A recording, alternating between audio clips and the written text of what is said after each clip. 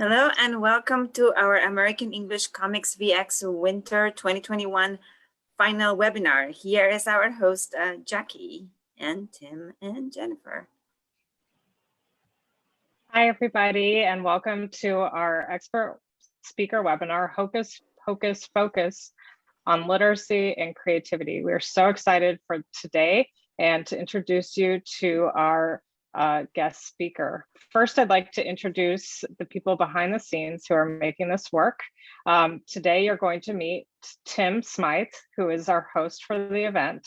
And I'm Jackie Gardy. I work in the Office of English Language Programs, and I'm the lead experience designer for the AE Global Comics Virtual Exchange Program. And then we also have Jennifer Williams, who is the lead designer of our experience today. And then we have Sandra Story and Chris McDonnell, who are behind the scenes working on the social media and Facebook aspects of this. So I want to thank everybody. We have an incredible team here behind the scenes. And next. While we're having our session, please contribute to any questions or comments that you have to our Padlet. The link is up there, and we'll put the link in the chat as well on both Facebook and on here on Zoom. And now it's my pleasure to introduce Tim Smythe, who will introduce himself and our guest speaker. Thank you. Thanks, Jackie. And thank you to everybody behind the scenes. That's always so important. There's a lot of people who make these things work. So thank you, everybody. So I'm Tim Smythe. I'm one of the online learning facilitators for the program. And I'm so excited to introduce Dwight in a second here, who is a friend of mine and has inspired me, my students, and even my own children. So a little bit about Dwight and his company. Dwight is a Harvey and Eagle Award nominated comic book writer, editor, and publisher with published work at DC Comics, Image Comics, IDW Publishing Comics, Slave Labor Graphics, Self-Made Hero, Arcana Comics, and several others. Dwight and his wife founded Hocus Pocus Comics in 2017, and now he self-publishes his own books. And I find that to be more impressive than DC Comics or Image or the other big companies. And we'll talk about that and what Dwight has been able to do. So I'll get to Dwight in just one second, but just to give you an idea of the impact of what Dwight has done. This is my daughter, Charlotte, and this is a review that she wrote after reading the first issue of Dwight's comics about Edgar Allan Poe. And I'll just highlight maybe 2 sentences about her long review and the things that she said. She said, Dwight has taken what he knows about this author, Edgar Allan Poe, and created a graphic world of Poe's imagination. I think that speaks so much about the power of comics and Dwight's work in particular, that he created a graphic world of Poe's imagination. And I don't believe we could do this in a prose book. It needs to be in a comic book format. She goes on to talk about the amount of research that Dwight has done. This is literature that we're going to be reading through a little bit today.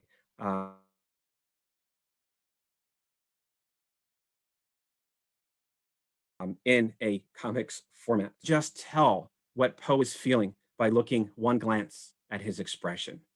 And that's the power of comic books, that we connect to Edgar Allan Poe in a way that we just can't do in a textbook or that we can't do through prose.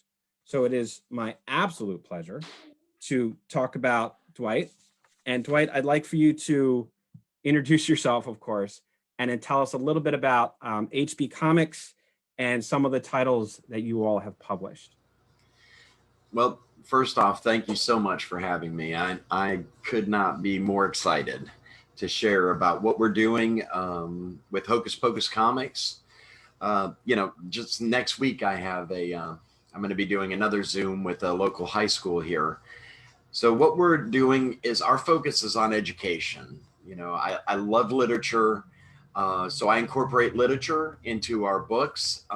We have a book called Elevator, which is a reimagining of Dante's Inferno. And of course, with Edgar Allan Poe, we incorporate not only the writer and his history and his own works, but we also investigate mythology, Egyptian mythology, Norse mythology, Greek mythology. So our real goal, I've always said that we have to get comics, in order for comics to continue to grow, we need to get them into the hands of teachers and students. That's where the history of comics lies. So with HP Comics, that's what we're doing. We're trying to get it to teachers. We're working with people like you, Tim, and James Caudle as well. And we're going to get those lesson plans done and make more resources available for teachers. So really, that's what our focus is. Our focus is on education. You see there, Vampire Squid Boy. There actually is a vampire squid. Did you know that? Maybe you did, maybe you didn't. But it's just a fun way of incorporating, marine life with a fun superhero comic. So that's really what we're trying to do, is educate in all things. And being a huge literature buff, you will definitely see different things come up in our books. As Tim has seen with the Imaginary Voyages of Edgar Allan Poe, Houdini's Silver Dollar Misfits. This is about Houdini, right? He came to this country with his family, and they didn't have much, but he made himself a household name. Everybody's heard of Harry Houdini. And so I drew from that, and my idea of magic with Hocus Pocus Comics, what's different. I know that with Tolkien, the magic was inherent in the nature of, the wizards.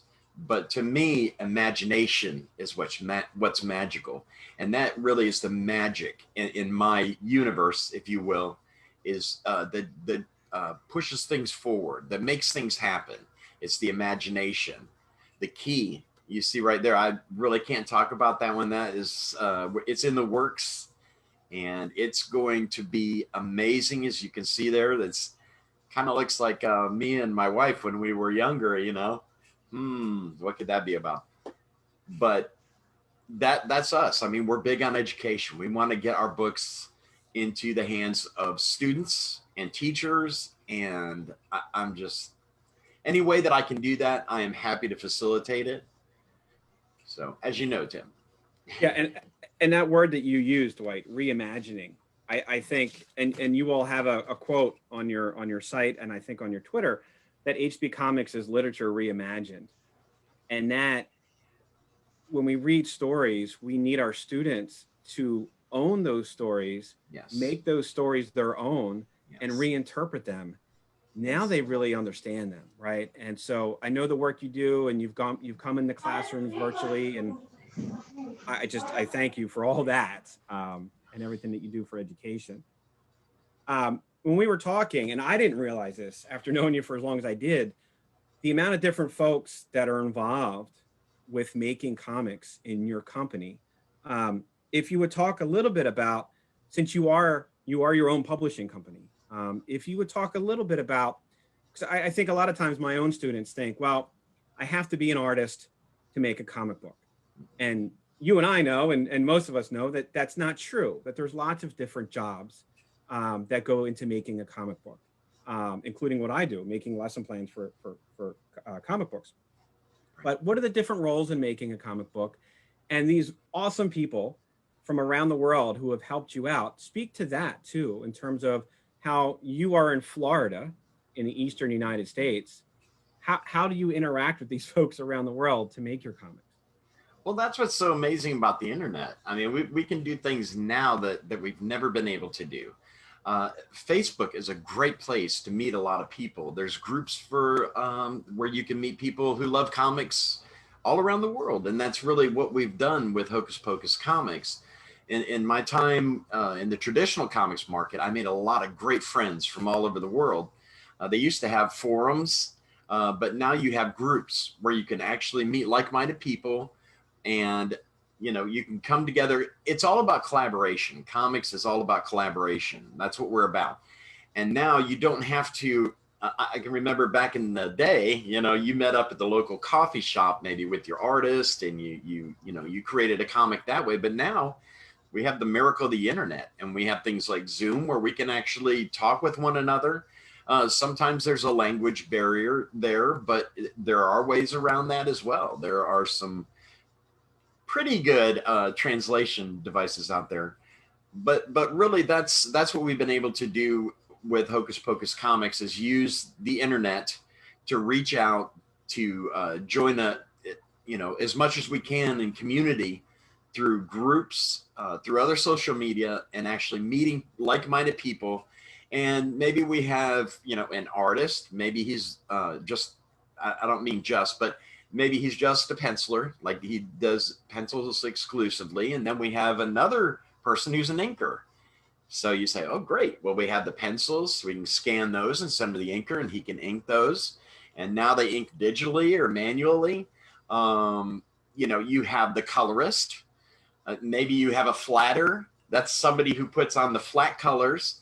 And then you have somebody who comes in after that and actually gives the final colors, the final rendering, if you will. And then when that's done, you have a letterer who comes in, and that's an art too. To actually doing that well, because it's all about balloon placement. You want to draw the eye of the reader where, in the correct order. So yes, Sandra, it's awesome, from all over the world. And I've met these people. I've actually, Juan Ferreira, we actually met him at New York Comic Con, where I could actually meet him face to face. And he gave me that beautiful drawing of the cover for The Imaginary Voyages of Edgar Allan Poe, Volume 1. So that was really amazing. But unfortunately, I have not been able to meet the others face to face. We've done a lot of Zoom chats, and we've interacted through groups on Facebook and other social media. But it's a great time. It's never been so easy to make comics. And like I said, it is a collaboration. There are ways around things now that we couldn't have done 20 years ago. I mean, there's no way. So I love the collaboration, the spirit of collaboration, where I can come together with several different people around the globe who love comics as much as I do, and we can make something together. And that's really what it's about, is the collaboration. And yes, I'm looking at the questions as I'm answering. Yes, colorists are in high demand these days. In fact, they make almost as much as the artist. So, because it's all about color now, right? Black and white. I still love black and white. I love black and white. Some stories call for black and white, like Elevator. That needed to be black and white to be told. So the story dictates that. And it's funny that you mentioned the translation, because I found in my own classroom, I have lots of students who come in, first generation immigrants, particularly from Korea, particularly from Latin America. And so, I know French, I don't know Spanish, I don't know Korean. And comic books, immediately we can have a conversation about images, even though we may not have the same words to figure out just yet. And it's those comic books quite often that make students feel comfortable in my classroom for the very first time, because it's not a language barrier. And so I very much appreciate that. And when you said about the letterers, a lot of our teachers, they're making their own comics now in our program. And they've really impressed me with their use of word balloons, even in Pixton. But they know that, if you have, a sharp edged balloon, it draws your attention to an emergency or anger or shouting. They know that if it's a bubbled cartoon or balloon, that it's thoughtful, or it's an inner monologue, and just that alone. And so when we give credit to comic book people, too many times people share about the author and that's it. But we need to share, everybody else, because unlike a prose book, the images add so much meaning, and the wording adds so much meaning to the story. And I think too, we need to recognize that there's editors that we all need, right? Yes. There's marketers, there's people in advertising, there's researchers, there's storyboarders. And so when my own students make comic books, the first comment is, oh, I can't draw. I go, oh, hold on. Yeah. Let's put together a team. And the 5 of you, you can be the artist, you can be the researcher, you can be the letterer. And I just want to get that message out to all of our participants Right. that don't give up on your dream of being involved in comics because you don't draw. Right. Right. Absolutely. And it takes a team. You know, it's kind of like making a building. I mean, you have the architect who designs it, and then you have the foreman that direct the labor, and then you have the actual laborers. I mean, it's a whole team. You're actually building something together, a comic. And if you can get people that really buy into the idea of what you're doing, and everybody's passionate about it, and becomes a passion project, you can do some magical things. And that's how magical stories are born. And I love it. I love the collaboration. All right. So I'm going to ask you a question that you and I could spend a couple of days talking about. But why comics? What's your origin story? Why are you so passionate about comic books? How'd you get involved with them? Has this been a lifelong passion or what have you? Yeah, it really has been a lifelong passion. From my earliest childhood memories, I was surrounded by comics. My parents gave me Shazam and Superman and, Batman. So I was surrounded by that. And then I discovered, Captain America and Spider-Man and the Hulk. And I mean, I was just in love. And we had these cartoons, back when I was young. They were actually by Jack Kirby, and they were animated by Marvel. And the animation was very crude, to say the least, but I mean, it stoked my my love of comics. And as I was growing up and I was reading comics the whole time, there was several parent-teacher conferences that were had, starting in kindergarten, and going up until the 4th grade. And I would tell stories during show and tell, and they were totally fictional, made up stories. And my teachers were very concerned at first, starting in kindergarten, but when I got to 4th grade, my parents got a notice that my teacher, Mrs. Flynn, wanted to have a parent-teacher conference with my parents. And I'm sure they thought, oh, here we go again, right? What has he done this time? But she sat my parents down and she said, your son Dwight is very special. He has an imagination that just seems boundless. And if you will support him and you will nurture that, I'll be reading his books one day. And I'm so grateful that she had that vision to say, he's not just a rambunctious, hyper daydreaming kid, which is what my parents heard before that. But she said, this kid is going to be special. And that just really drove me forward. And I made comics all through school. And I actually published one with my good friend Jeff Earls when I was in high school. And it was sold at the local comic shop. And it was Xeroxed copies, truth be told. The shop was owned by Steve Jeppy, who owns Diamond Distribution. But at the time, he actually paid us for the copies of the book. And who knows, did he sell them? He said they sold out. But maybe he just bought those to, encourage us. And, That's fantastic. I could talk about comics, my own personal story, because I was a reluctant reader. And I know my son was a reluctant reader, and Tim's son was a reluctant reader. We have people with learning disabilities, people that are autistic. We have people with ADD, ADHD, and I think I was one of the ADHD people. But comics really trained me to be able to pay attention, to read, to get all the nuances of what is happening in the story. And then I was able to focus on the literature and to read the literature. It's like a graduation, it's an entry level to literacy, if you will. So. Yeah, and it's, so for a lot of students, it's an entry level, it's an engagement piece, it's a language learning piece. Yes. but I also use it in my advanced classes, and we use it in college and things, because like you said, it really does teach us to slow down and pay attention.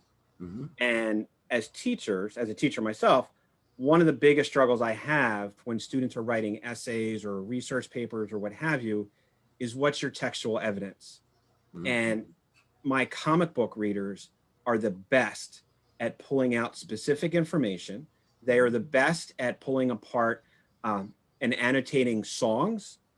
They're the best at annotating political cartoons. They're the best at just this visual literacy that we are surrounded by. And like you said, my own son in kindergarten was called a reluctant reader. I watched him give up on school so early. And it was comic books that, my son has medical issues and there's a lot going on that I won't get into, but it was comic books that gave him the confidence to read. And publishers now mail him comic books and graphic novels before they're released, and they ask him to review them for them. And he loves to read everything. He's on his reading Olympics team in 7th grade. And I couldn't be more proud of the kid. And so you spoke about your 4th grade teacher. I can talk about me as a teacher for my son. And I know lots of folks, it's that, and this is why teachers are so important. We can have such a major impact on the lives of our students if we're just willing to be a little bit open-minded and look at different ways to teach kids. So I really appreciate you sharing that. But I wish we had hours and hours of time, but I want to get to probably the thing I'm the most excited about. And that is, you've offered very kindly to read to us from the first few pages of The Imaginary Voyage of Edgar Allan Poe. And so you are the writer, you're the author, you developed a script. And we're going to look through the images as you very kindly read from the script. But before we do that, I think it's important to talk about, how do you develop a script for comics as opposed to, being a prose novelist? What's the difference? What do you have to pay attention to before you turn that script over to your inker and your penciler and all that? Well, it's very much like prose in that we need to have an outline for where we want to go. We want to know our beginning point and we want to know our end point. We want to know clearly, those things clearly we need to know. Sometimes the journey to get there changes before we get there, but we need to have a skeleton, if you will, of what the story is going to be.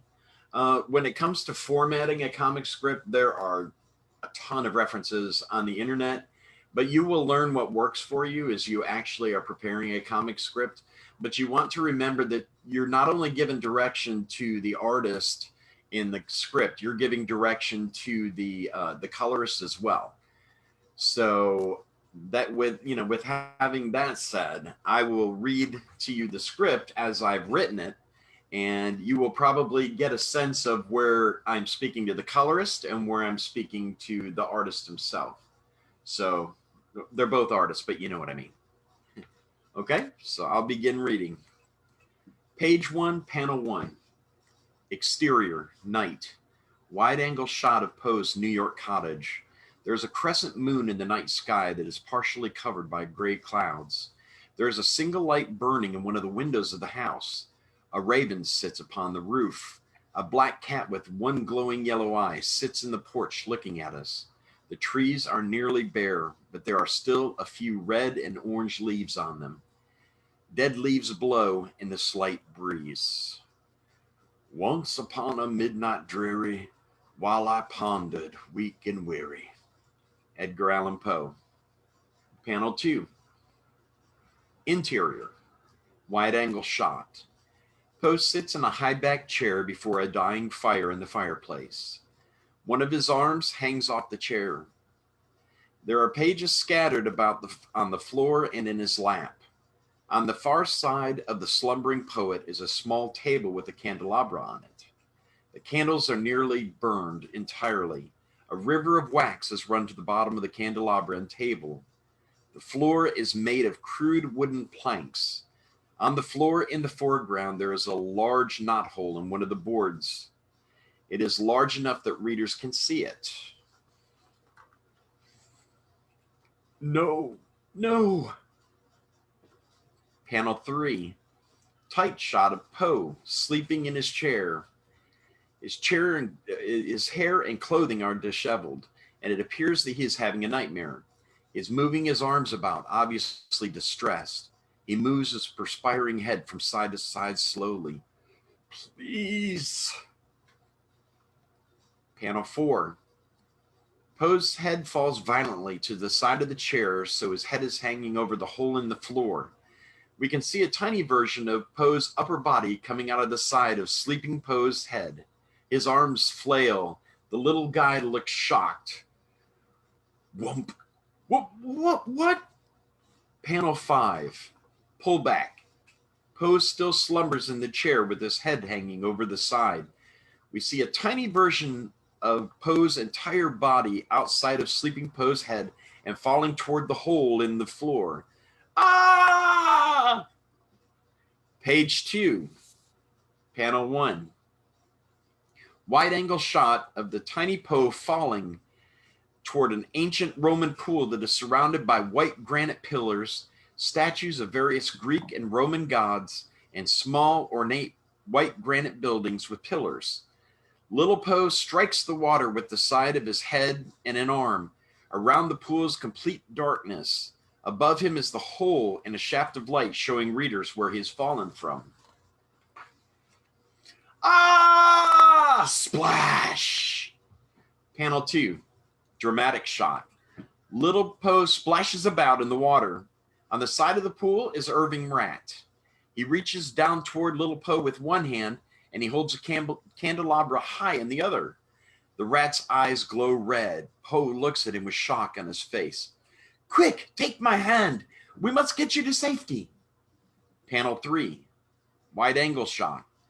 Irving and Little Poe run toward us. They run between white granite pillars. In the background, we can see the shaft of light shining down on the rippling pool. Little Poe appears to be terrified as he speaks to Irving. They are both waterlogged and leaving a trail of water behind them. What is going on? Where am I? There is no time. They are coming for you. Panel 4, medium shot. We can see Irving in the lead running down a flight of ancient steps in a tight corridor. Little Poe is following behind closely. He appears apprehensive about being underground. Note, these tunnels are like the Roman catacombs. There are rows of graves on either side of the stairwell where mummies reach out for them. I don't understand. There will be time for questions later. You said they will come for me. Who? Panel 5, close shot. In the foreground, we see Little Poe wide-eyed as he turns to look back over his shoulder. There seem to be a million red eyes in the darkness behind them. Scream! Oh my! Page 3, panel 1, wide angle shot. Irving and Little Poe run down a twisting staircase that seems to wind forever downward. There are cobwebs and dust everywhere, and it appears very creepy. At the very top of panel, we can see the scant light of a small torch at the top of the landing. There are torches along the staircase at regular intervals. Impress the reader with the large and deep stairwell spiraling downward, downward, downward. Think the Mines of Moria. What are they? Pray that you do not find out. Scream! Panel 2, wide angle shot of Irving and Little Poe sprinting down the staircase. The incubi, appearing as demonic bats with red glowing eyes, are now extremely close to them. Poe swings his arms wildly at them. The incubi seem to surround them. Scream! Don't look back! Run, run! They've got me! They've got me! Scream! Panel 3, tight shot of Little Poe in the air. The stairs have collapsed under his feet. His eyes and mouth are wide open. Doom! Panel 4, wide angle shot. Irving and Little Poe are sliding down what is now a large rock slide. They have put some distance between themselves and the incubi. The stairs! Hold on, Master Pooh, it is a long way down. Page 4, panel 1, wide angle shot. Irving and Little Poe are now at the bottom of the stairs. They're in a large open chamber. It is ancient and it looks like Roman catacombs with rotting bones, skulls, etc. Irving kneels next to Poe, touching his shoulder. Little Poe sits up upon the floor, rubbing his head. We've lost them for the moment, but we are still in grave danger. You must stay very close to me. I will, mister. Panel 2, medium shot of Irving and Little Poe. Irving holds his shoulder. Little Poe grabs the arm of Irving's coat with one hand and rubs his head with the other. Irving is helping him up. Irving, sir. Only Irving, your humble servant. Pleased to meet you, Irving. The feeling is mutual, sir. Now, let us be off. Panel 3. Wide-angle shot from behind Irving and Little Poe. They stand before two gigantic closed doors. We must pass through the Hall of Nightmare. Whatever you do, stay on the path and do not look at the paintings. Paintings? What? Panel 4, wide-angle shot. Little Poe and Irving speed through a hallway. The walls are covered with paintings. The gigantic doors are behind them. One of the doors is slightly open. They run upon a carpeted pathway, but flames leap from the gaping pits on either side of the path. People reach out toward them from the pits as they run past. Note, these paintings are all the famous writers and artists of the old world, such as Virgil, Shakespeare, Homer, Cervantes, Da Vinci, etc. Be sure to add your favorites as well. Paintings. If I could, I mean, we would all be giving you a standing ovation. That was probably the coolest thing I've ever, I've never been on a panel where people have read from a comic live like this. And I know that's got to be exhausting, but I just, your sense of pacing, Dwight, like, I have to read the next page here. You jump immediately into the story. You set the background, you set the pacing. It's just going 100 miles an hour. And the attention to detail here, like this is, I love this last panel where even like you said, the different authors on the wall, that there's a lot of Easter eggs about Edgar Allan Poe and literature woven throughout your comics. And if you're not a trained comics reader, if you're not somebody who's going to slow down and really read the comic, you're going to miss so much of the story. So your story, your comic can't be told in a prose book. No. We can't use words to describe everything going on here. Well, we say that a picture is worth 1,000 words, right? You can, what I love about comics, they teach you to be, yes, it is very much like a screenplay that you write. This is actually a full script, and there are different kinds of scripts, but I won't get into that. But yes, comics are a great, it's like a film, right? But it's a film in stills.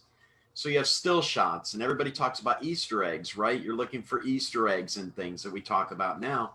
In comics, people have already known this because we've been paying attention to the small details in comics. So I definitely think that, yes, absolutely.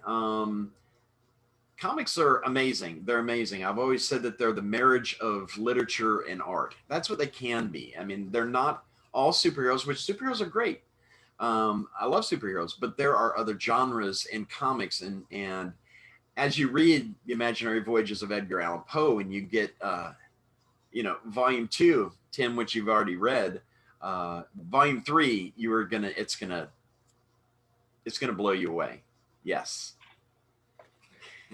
Absolutely. And just because I have one more question, because I want to get to, I can just imagine everybody has a lot of questions. I want to make sure we have time for that. But what we just talked about, so you've talked about the entry-level reader. So if we were to give a book with words, just words, no images, that described just these 4 pages in detail, would be much more than a lot of readers can handle. So we've got that level for the lower level reader, but also on the higher level, we have the nuance, we have the reimagination, we have the paying attention to details, we have the add in your own feelings and your own images and your own, like, it's just, I think just in 4 pages, you've shown the absolute strength of comics. And I thank you for that, because it's so easy to share with students. So I have lots of questions, but I just want to ask one more, and then we'll go to for the teachers to ask questions instead, because I want to know what everybody thinks. But this session, I've had a lot of teachers asking, and their students are asking us, how can I publish my own comics? I want to be a creator. So we have students who are using things like Pixton. We have students who are using things like hand drawing or photographs or combinations of all these things in their books. So what advice would you have if, you know, a student anywhere in the world wanted to produce and maybe get their work out there? How could they do that? Well, it's never been easier to publish your work, which is amazing, because, you know, when we're talking about this great thing called the internet, there are web comics. And there are some great places like Line Webtoon and Tapas. And these places, they have millions of subscribers. So if you can actually produce the comic, right, and actually get it onto one of these platforms, you have the opportunity to be seen by millions. I know that there are people that have actually, through webcomics, they've gotten movie deals in Hollywood, or publishers have approached them and published their work. But the key is to get it out there to be seen, okay? And do that any way you can. I can remember very early in my career, I had a blogger, you know, just a blog, and I would, you know, I was working with artists, and I would actually, you know, post them on my blog. And as more webcomic sites appeared, I was able to actually, you know, to upload my comics, and they could be seen by more people. See, that's great. Jennifer's putting up the links. You should definitely check those out. There are so many ways. I mean, crowdfunding, you Kickstarter, Indiegogo. There's it seems like there's a new one popping up all the time. And then you have traditional publishers who have submissions pages, and you can do it that way if you want to. But the first thing is you want to perfect what you're doing. You want to do it well, right? You know, Dave Sim, the creator of Cerebus, he said, first you want to get good, then you want to get fast, then you want to get good and fast. So that's speaking about the comics industry for actually, you know, working for them. But, you know, hone your craft. And in the meantime, be as visible as you can online. Build an audience. There are, I have a lot of friends that are actually making a really good living from, you know, between doing web comics and a Patreon page. Your options are seemingly limitless of how you can get your work out there. So if you want to get it out there, you can get it out there. Trust me. Google searches will show you all kinds of stuff at different places. I mean, it's really a gold mine for people. Yes. Build an audience. That is so important. 8 people. What I mean is, you know, oh my, I could never do that. No. Some of the best advice I've heard is don't make a book first. Don't make a graphic novel first. Don't write a novel first. Sure. Write a 1-page comic Mhm. and get that out there. And then another 1-page Absolutely. comic. And then, like you said, you build your following. And that's true whether you're a student or a teacher. You mentioned Facebook. There's lots of groups. Instagram. There's lots of different ways that we can do this. And it used to be when I first started teaching, you were in your classroom and that's all you knew.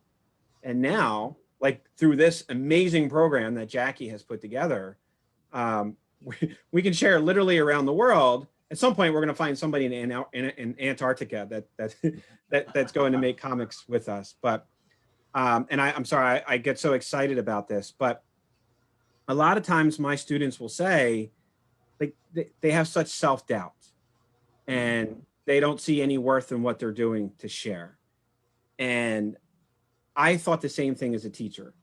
And I had a staff developer, a teacher, a teacher's teacher, tell me that I needed to start blogging about what was going on in my classroom with comic books, that I needed a Twitter. I had no idea what Twitter was. And I said, no, like that's bragging and that's not what a teacher should do. And other teachers encouraged me to do so. So I started blogging and I shared some things on Twitter. And then I was asked to write articles, and then those articles were shared around the world.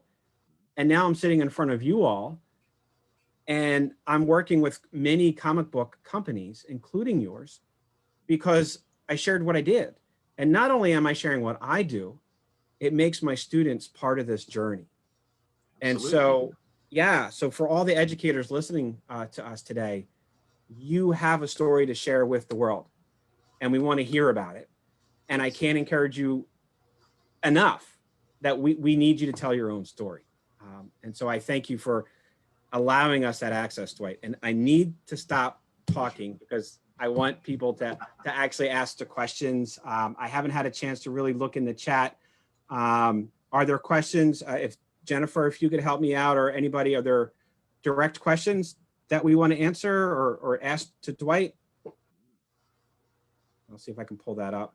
Hi, Tim. Thank you, Dwight, for all of your ideas you shared with us today. The experience that you both just created for us, I think for me, it's something I'll never forget. That was just magical. So thank you so much. So we have a lot of questions coming in both on Facebook and on Padlet. So thank you everyone for adding those in. We probably won't be able to get to all of them today, Dwight. So maybe you can join in on the Padlet after our session and give feedback. Even people sharing their comics, asking for ideas from you. But a couple here. So one would be from Nanook asking, what aspects should we consider to create powerful illustrations like yours? Any advice for our teachers here today or ideas that they can share with their students? Wow, that's a really good question. It requires a different mode of thought to create comics than it does, say, a novelist. A novelist is very stream of conscious when they're actually creating a comic. Writing comics requires you to take a snapshot and in your mind and to see it and to look at it from 360 degrees and to say, where's the most dramatic shot that I could, take. It reminds me of like stop motion animation, how they have and they'll move the cameras around and they'll look at everything. That's how my mind works anyways. I don't know why that is, but wow,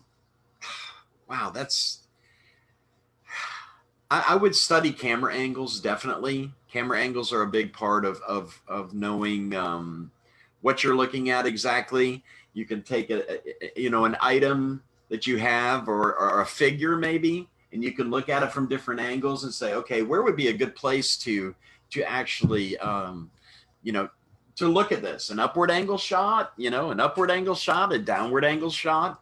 And then you can think of in your own mind as you're watching TV or whatever, what shots are they using here? Wow, that's really dramatic. We got a bird's eye view looking down on what's going on, or, an upward angle shot of someone pointing down saying, hey, what kind of feeling do I get when I'm viewing this? So you have to look at everything that way. Well, you don't have to, but, you begin looking at things that way when you actually start writing comics, because you're like, I want to, create the most dynamic story and images that I can that really keeps the reader interested. I got really good advice when I first started out that said, make readers want to turn the page. So when they get to the end of page one, they want to turn. They want to find out what's going on. That's how you create a page turner, right? Is you want that last panel should be like, what happens next? And they turn it. So I've heard that if you can't hook a reader in the first 5 pages, then, you failed. So hopefully I was able to do that to make people want to know what's going to happen next. So Did I answer your question? That did. Okay. I love the idea of perspective. We've been talking about that a lot Yes, too. And absolutely. I think that your panels and even the sizes of your panels, people were commenting on that, just so interesting. But that goal of make it a page turner, I think we can all take with us. Well, we if have I another- could, yeah, please. you know, if the art, there's more to art than drawing pictures. A comic artist is a visual storyteller. And depending on what level of comfort that you have with the artist, you can be a little freer on your descriptions. But I didn't know who was going to be illustrating this at first, so I wanted to give the most direction that I could, and so that's why you want to. It's an art. It's a visual storytelling. I should be able to take out the word bubbles, and you could still tell basically what was going on. That, you know, and that's what's so awesome about having a great artist. It's visual storytelling. I'm sorry, I didn't mean to cut you off. You did it. It's great. Awesome. So we have another question here, and this one for me, on one of the slides in the beginning, I noticed you had two covers, and you as part of one team, and then you as part of a whole different team, all different names. And then you shared more on just the collaborations you've had and how you prioritize that. A question here. So I think the beginning part you answered, how do you translate your vision from printed word to illustration? I think you did that with your read aloud. But this one on how do you communicate with your artist, and maybe even broadening that, how do you communicate effectively with your entire creative team? Well, sometimes it's like herding cats. But there's so many great, you know, a Zoom chat is great to actually get the members of your team together and say, listen, is there any questions about this page? I also, in my scripts, one thing that you can't, you know, that you didn't get from that reading, let me see if I can show you here. See, in my panel description, I don't know if you can see that or not. I don't know how well it shows up, but I actually give links to image references as well. You know, reference for home, references for room, the chair. I give them a lot of, you know, clickable links that they can look at that actually gives them ideas for references as well. So it's, you know, I take scripting very seriously, and I have a very clear vision for what I want. So I give as much direction as I can. So, and I'm always available for, you know, to answer questions as well to them. So as far as, you know, communicating effectively, use anything and everything you can so that you can keep everybody together, and so that we don't lose focus, and that we are all moving together to complete the goal of telling the story. So. I like that use of the word focus there too. I guess you probably do that a lot. That's great. Yeah. Well, I know we have some Facebook Live questions, and Jackie's been curating those with Sandra. Jackie, anything from our Facebook group? Yeah, well, first, Dwight, I want to thank you so much for that amazing reading. It just really made the comic come alive, and I'm so impressed. I've never experienced anything like that. Wow, I'm stunned, and I'm sure that our audience is going to absolutely love that. There's been actually a lot of good feedback on our Facebook about this. So one of the things I really liked, someone wrote, "It's awesome. I closed my eyes while you were reading, and I can see how amazing the story is," from Rokia in Thailand. Right. So pretty. And let's see, Jad's commented that, "I love the way you're reading the comic. It's lively and putting life to character and words." Thank you. I love that. One question we have from Facebook is, how can we use comics to teach empathy? I really like that question. Wow. Well, that's the beauty of art, isn't it? I mean, do you really need words to teach empathy? When we look at little Poe's face, or we see him, you know, dreaming, he's having a nightmare, and we see the expressions on his face, you know, that should make us feel something. There's several moments throughout the comic where there's sadness or there's joy or we see the various trials that they go through. And it's a great thing about an artist is they can capture that expression, and hopefully we can care about what happens to these people, right? If you don't care about any of the characters in the story, then that everybody's failed. I mean, there's no other way to put it. But yes, absolutely. From an early age, you can, I can remember reading, for instance, The Death of Phoenix in X-Men. I cried. I mean, I cried. I was so sad, and they just brought her back. But anyways, yes, absolutely. You know what I'm talking about, Tim. Mhm. But yes, absolutely. You can definitely teach empathy through comics because it's the art that's so important. The artist, we can see expressions, right? We talk about body language. When I'm sad, people can tell I'm sad. I don't need to have a bubble here saying I'm so sad. You can show them that you're sad. They have a downward cast expression. So once again, it's teaching kids to be more intuitive, right? That they can see someone. They don't have to hear that somebody is feeling sad or somebody's having a bad day, right? We can tell when somebody's having a bad day, and sometimes all they need to hear is, "Hi, how are you doing today?" And that can make a big difference in their life. So absolutely, from an early age, art. Yes, I completely agree. I think that you can definitely teach a lot of skills like empathy using comics. And Tim actually added a few links to his resources where the audience here can dive in and see how he uses comics in his teaching practice. And he has extensive lists on his website. Yeah, I'm sorry, just jump in real quick because with the autistic piece, and I put the link in there, what Dwight was saying is we know that autistic kids have problems with facial expressions and reading emotions, and it's comics that really help them to do so. And I just wanted to put that out there. That's absolutely right. I've seen that in my son's life as well.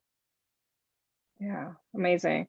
I think we have time for just one more question on the Padlet. So I'm going to send this back over to Jen to check out the Padlet, see if there's been any more added questions. Thank you, Jackie. Yes, we have lots more.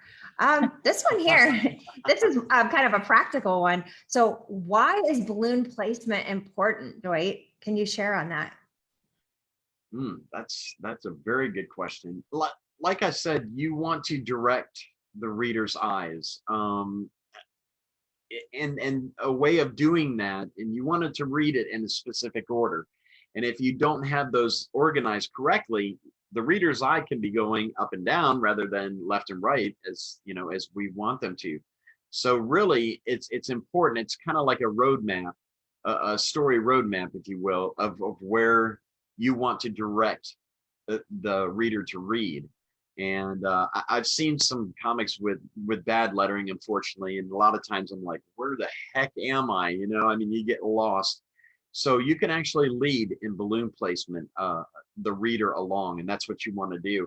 Scott McCloud wrote some great books on actually. I think he wrote like the textbooks of making comics and actually the whole experience of telling the story and how you want readers to read and what you want them to look at first. And it's an art. It really is an art.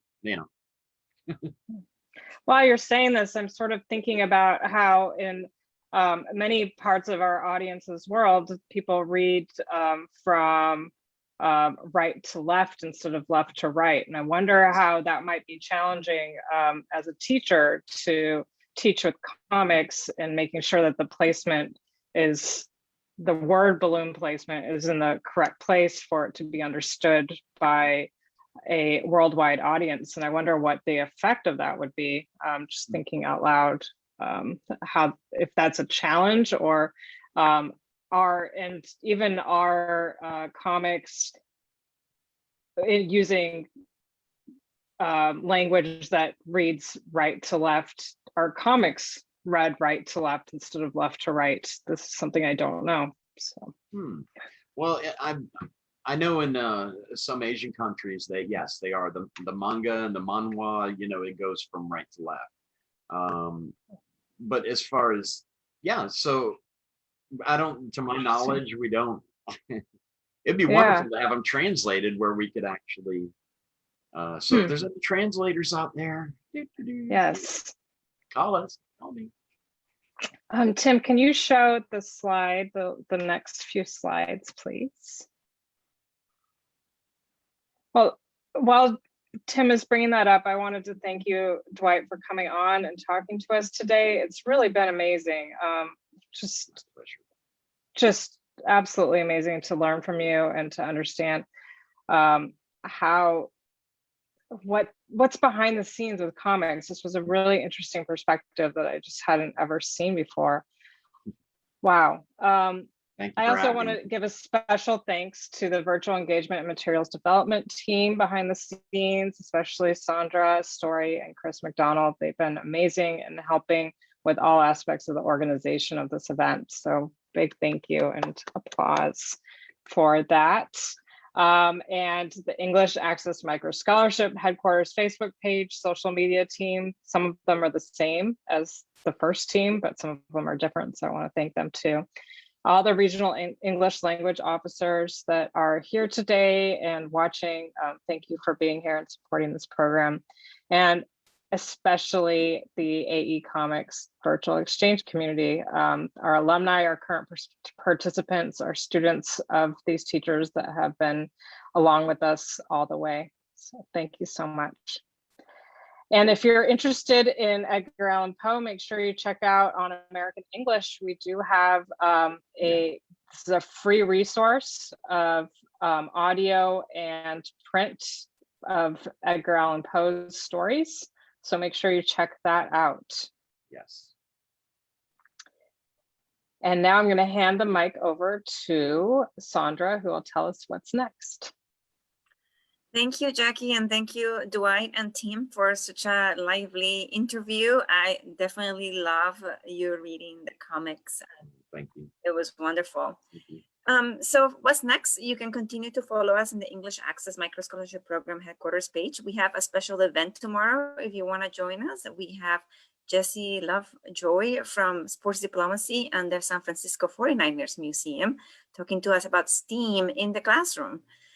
So join us if you can. We also have the Access Teachers Corner group. If you're not part of it, please join us.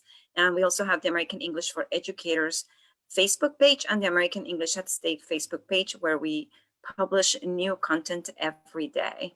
We would like for you to subscribe to American English Comics YouTube channel and also our American English at Stake YouTube channel that has tons of resources.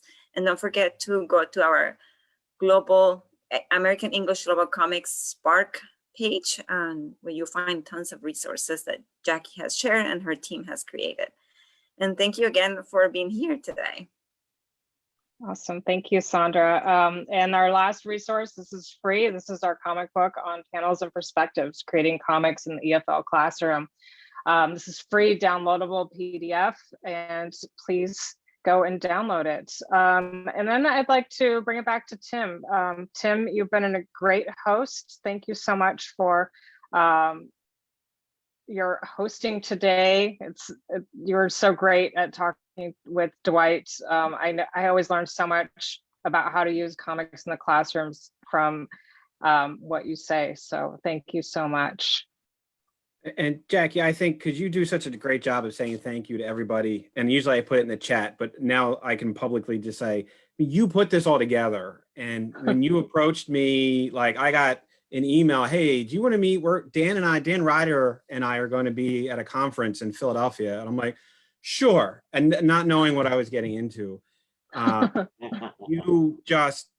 The work that you do behind the scenes that nobody sees, the fact that your vision has put this all together, you and Dan and Jennifer and Katie and the whole team, I really, from the bottom of my heart, my 10-year-old self is just thanking you so much. And I'm sure educators and students around the world. And I really just want to say thank you.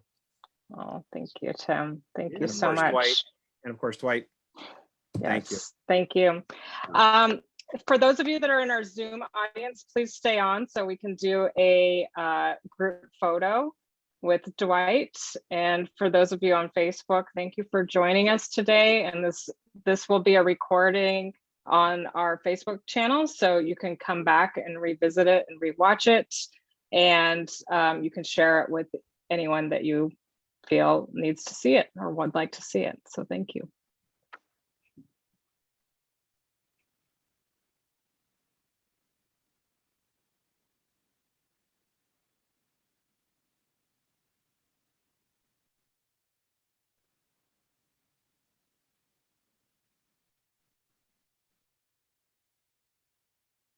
Thank you.